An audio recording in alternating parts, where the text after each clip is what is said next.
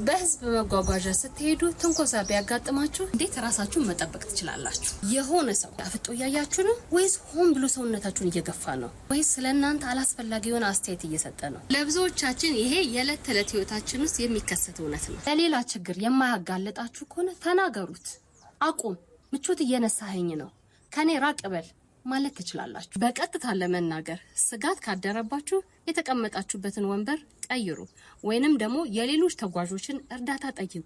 አስፈላጊ ከሆነ ደግሞ ህዝብ በሚበዛበት አካባቢ ላይ ከምትጓዙበት ታክሲ ወይንም አውቶቡስ ውረዱ። ለምታምኑት ሰው ተናገሩ። ለብቻችሁ ለመያዝ አትሞክሩ። ባለሙያዎች እንደሚናገሩት እንደዚህ አይነት ነገሮች ላይ ስንወያይ የተጫነንን የዝምታ ቀንበር መስበር እንችላለን። ይሄ የእናንተ ድምጽ ራሳችሁን ለመጠበቅ ብቻ ሳይሆን ሌሎች ዝም ብለው የተቀመጡትን ሰዎች እንዲናገሩ ያበረታታል።